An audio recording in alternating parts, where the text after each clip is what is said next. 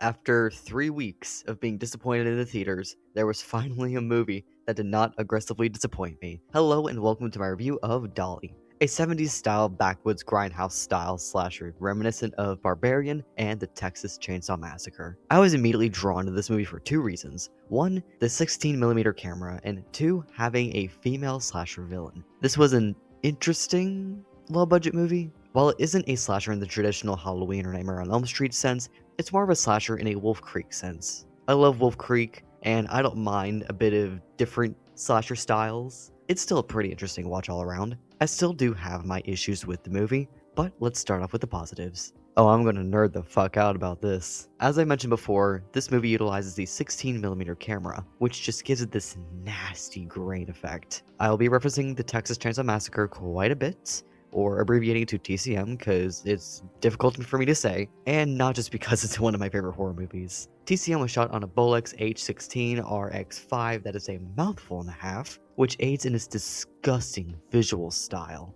There are a lot of practical effects, also the fact it takes place in Texas, middle fucking nowhere, and all the just general stinky set things reeks in every sense, but it is totally assisted by the grainy film.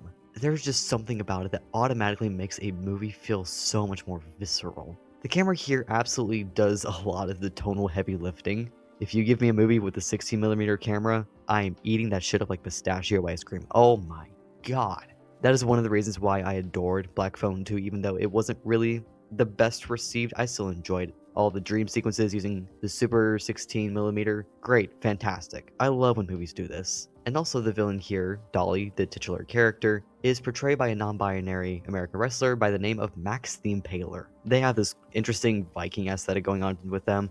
I don't know jack shit about wrestling. I'm more of football, archery, baseball, and all that jazz. I don't know shit about wrestling. But what I do know is that they do a pretty good job as this imposing, menacing threat. And I love it. They seem really cool. I also love seeing a variety of slasher villains, not the usual tall white guy just walking menacingly. She reminds me a lot of Leatherface, another Texas Chainsaw Massacre reference, and funny enough, Mother Gooseberry from the Outlast Trials. And that's not just me being obsessed with the Outlast Trials. There's the whole mothering habits and necrotic skin and a whole lot of other things that just remind me of my beloved Mother Gooseberry. Her design, her silhouette, really unique, and I just dig how she looks. I imagine just for her alone, this film can become a bit of a cult classic. Speaking of the fun visuals here, the practical effects and the set designs are just gnarly. While the grainy film does really help it, the setting here is just fucking filthy. There's a room literally covered in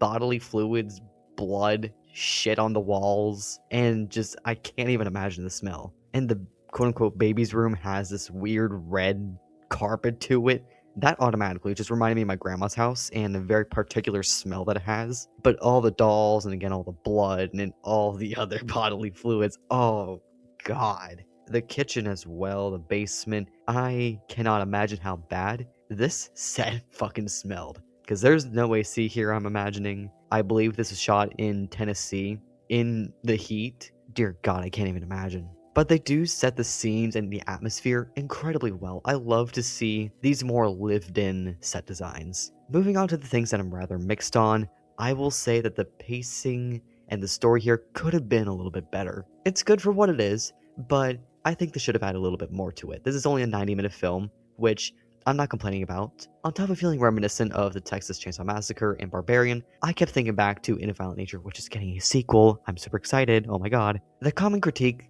between people who love the movie and weren't a fan of the movie were that it was so fucking slow. I like the movie, and I can totally agree. In a Violent Nature is really fucking slow. While Dolly is not as slow as In a Violent Nature, not quite dragging out to such a slog, the execution of the pacing could have been a lot more well utilized. There are many really good tense sequences, aided by the slow pacing. However, I think some of the time could have been used to build the characters of Dolly and the final girl Macy. The story here is relatively cut and dry, nothing revolutionary, which is not necessarily a bad thing at all. But there is a strong theme of motherhood between Dolly and Macy, so I think having a little more screen time, building up their, I don't know if I call it relationship, but their existence near each other, their shared commonality of motherhood ideology. I would have loved to have seen a lot more of that. There's also a lot of imagery here with dolls and wombs and all that jazz. I think a few scenes of the doll imagery could have been implemented a little bit better rather than just kind of being there. I'm not harsh on this whatsoever, but a few tweaks here and there really could have done wonders. Finally, I have two central negatives with this movie. The lesser of these two is the shaky cam.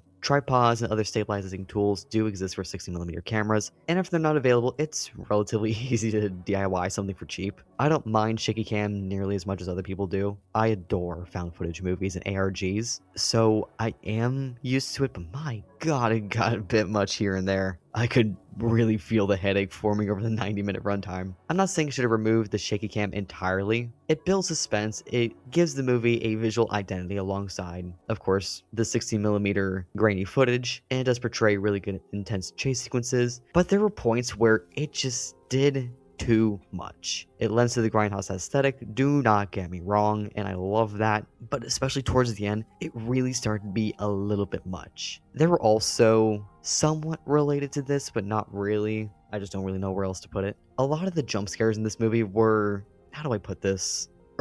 He's right behind me, isn't he? Kind of jump scares, where Dolly kind of just pops up in the background, or the camera pans around and boom, Dolly's there, grab from behind. Again, not a bad trope, but it was a bit overdone here. Now, circling back to Dolly, this is my biggest complaint of the movie. While she is a more unique character, not being the typical lanky guy with a knife, I do wish that she had a lot more to her character. Seeing how inspired by TCM this movie is, which could totally be a projection on my end to be honest, I would have liked to have seen a wider range of personality like Leatherface has. Bubba Sawyer is easily my favorite slasher villain, so much so I named my cat after him. Yes, I have a cat, it's a Hello Kitty, Charmy Kitty situation. Anyway, the reason I love Leatherface so much is because he is such a colorful character. You can analyze his personality, history, everything about him because of his mannerisms and interaction with his family. Dolly does something relatively similar, her sustaining the familial abuse, and it being implied that she is neurodivergent. However, unlike Leatherface, her depth just barely cracks surface level. Honestly, I found myself slowly getting annoyed at the lack of expansion on her mannerisms, vocalizations. Perhaps her speaking a little bit could have also aided in a better character.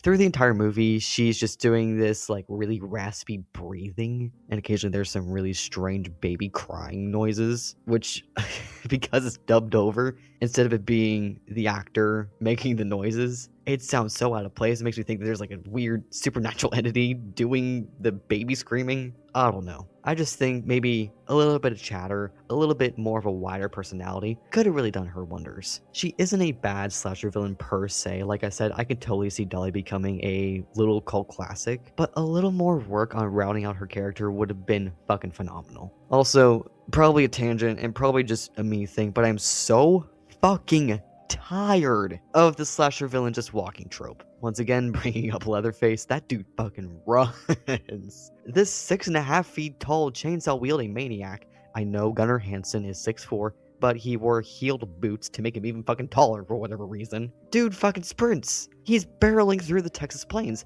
which is a feat in and of itself. That's horrifying. I know Michael Myers kind of popularized the whole walking slasher thing, but I need more slasher villains to fucking run. I need Dolly to run. I was fully 100% expecting her to just start barreling through the forest, but no, she just walks. Kind of a letdown. Please, for the love of God, make slasher villains run. I need it. A giant weapon-wielding maniac running at me is 10 times more terrifying than one walking after me. Because if there's a dude walking after me, okay, creepy. I'm just gonna, keep my eye on him and walk backwards. And then as soon as he's out of my sight, I'm gonna fucking run. But if the dude is running at me, I'm shitting my pants. Anyway, tangent over. I'm sorry. Overall, this is a pretty interesting independent slasher. If you like Barbarian or In Violent Nature, TCM, this might be right up your alley. It's got a lot of potential and there's plenty of great things to enjoy about it, though it certainly isn't for every single slasher fan. It's more artsy, grindhouse-esque, and it's pretty small scale. I barely even mentioned the two protagonists here because they really don't have that much to them. The final girl does have quite a bit to her, but the fiance, I kind of forgot that he existed for a period of time. And he was just done dirty. Poor guy. All in all, give us more female slasher villains, make them run, instead of walk, please. And also, please cast more wrestlers for these roles. Max did a great job with what they were given. More of that, please. Thank you so much for watching here to the end. I do apologize for not making a full-on video for The Bride, banishing it to the post tab, but after the discourse, I predicted to a T. Yeah, I dodged a bullet there. Yikes. There's plenty of movies coming up over the next several weeks that I'm interested in, and I do have several longer videos in the works. But I'm employed. I'm making money in the real world where I touch grass. So it may take some time to get things out. Have mercy on me, please. And anyway, that is about it for me. Take care, stay safe, and I'll be seeing y'all soon.